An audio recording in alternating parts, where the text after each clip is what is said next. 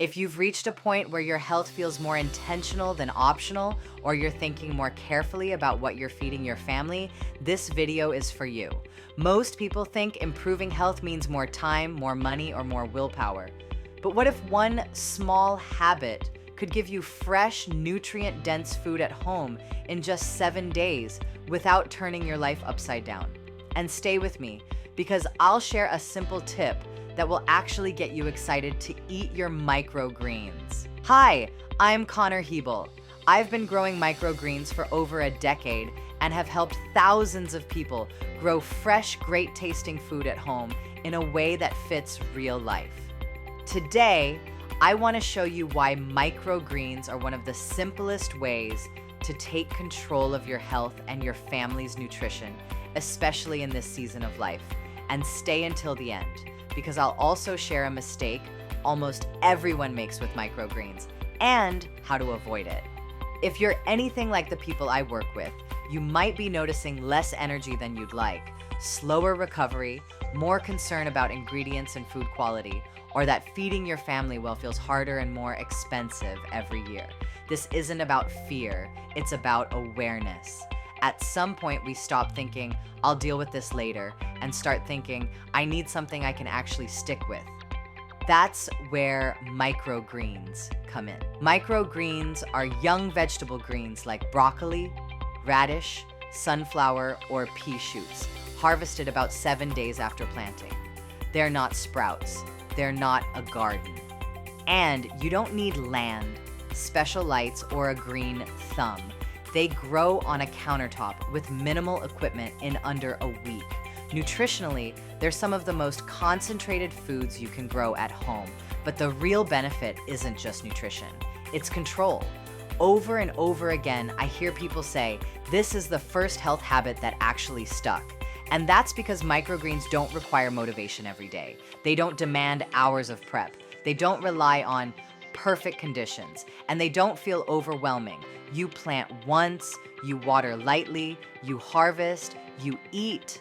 That rhythm matters when life is busy, when you're responsible for other people, and when you don't want another complicated system in your life. This is a supportive habit, not a demanding one. You might be thinking, I don't have time. Once you know the system, growing microgreens takes less than 5 minutes a day. Or maybe, I've tried healthy habits before and quit. That's not a discipline problem, it's a design problem. Microgreens work because they give you a fast win. Or, I don't want to waste money. A single tray can cost pennies to grow and replaces store-bought greens that spoil quickly. This isn't about perfection.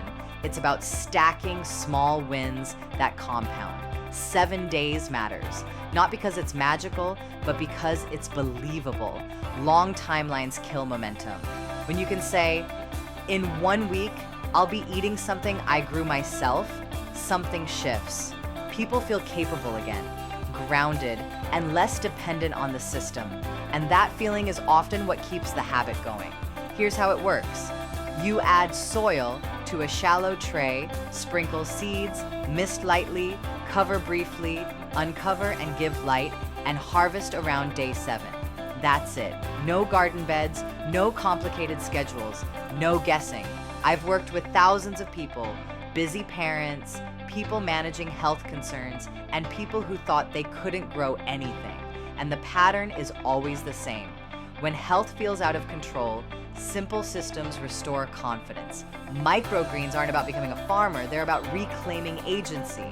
If this is resonating and you're thinking, this feels doable, I want to invite you to go deeper.